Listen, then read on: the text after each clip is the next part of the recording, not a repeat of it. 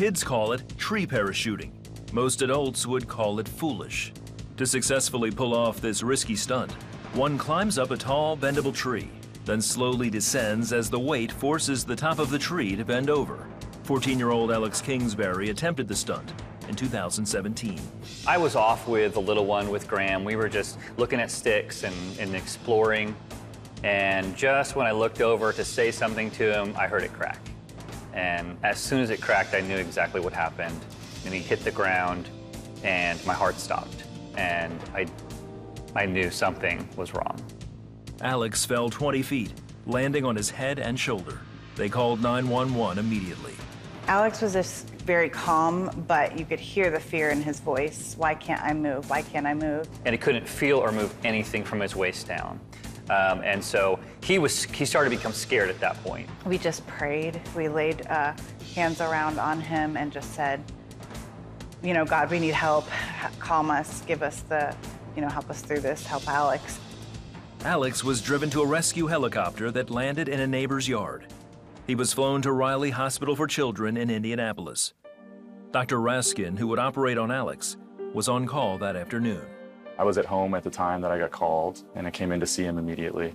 It was obvious that his spine was fractured and was compressing his spinal cord. He needed an emergent surgery. Dr. Dietzen is head of physical therapy at Riley Hospital. Typically, these types of injuries do have a low probability of improvement, but the good news when he came to us was that he was an incomplete injury, which at least indicated that there was some chance of the return. The doctors gave Alex a 10% chance of ever walking again. As a dad, you feel like, this is a problem, I'm just gonna fix the problem, but you can't. And so it was a big learning time for me, just in a new way, to trust the Lord that He has other people that He wants to be involved, and this is ways that they can contribute too, by praying.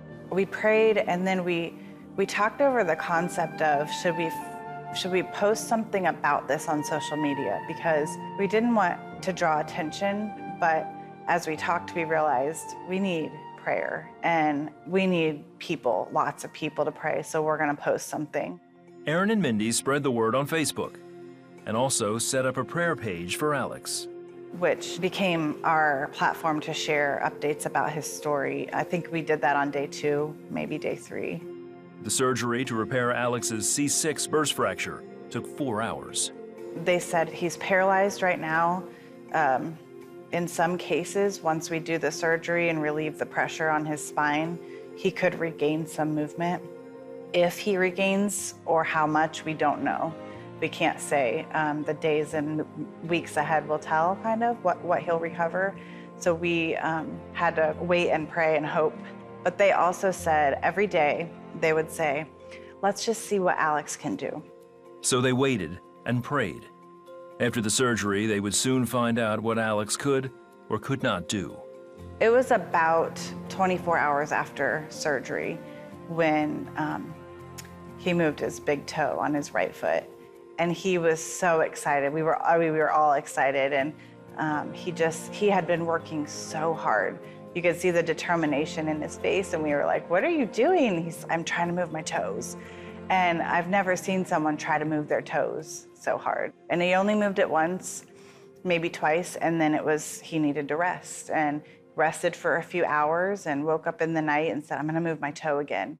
Meanwhile, the prayer chain was still going strong. As soon as we saw the rush of Facebook friends who were coming on board and offering prayer and offering support, God was supporting us in ways that we were coming to learn were bigger than what we would even expect. And really, it was exactly what we needed. We posted a question saying, where are you guys praying from? Tell Alex where you're from. And we got comments from Sydney, Australia, Fiji, China, we got Japan. I mean, all over the globe. It was so humbling. Day by day, week by week, Alex was able to move more and more. He was in ICU for 10 days. 35 days later, Alex walked out of the hospital on his own. I think it's a miracle because I had less than a 10% chance of walking again, which is really, really big. And also, right after surgery, like a day after, I was able to move like my big toe. And that might not really seem like that big, but it ups your chances to about like 33%. And so ever since then, I've just been getting better and better. So I think it's just crazy just how well I've been doing, just getting better. So I really think that's a miracle. I remember someone asked me years ago, like, how often do you pray? And I said, just once, but it's all day long. When you're with these kids, that is what you said. These are the great spiritual leaders of today. This is where we invest because this is where God invests. After decompressing spinal cords, we know that some people don't improve to the degree that Alex did. And there's no real explanation for that I could give you. I think it was definitely miraculous that he improved so dramatically.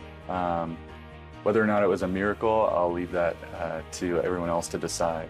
Early on, the doctors didn't know how much he would recover, and neither did we. And they would just continue to say, well, we don't know how much he's going to recover. Let's just see what Alex can do. Of course, we took that to mean God is in control of this whole situation. And let's see what God's going to do through Alex's body. And God created his body. He can heal his body if he so chooses. And that's what we were praying for. I'm able to walk and I'm able to run. And I recently got cleared for sports again. So, that's really crazy that a year ago that I was stuck in a hospital, paralyzed. All I can tell you is my son didn't walk and now he does.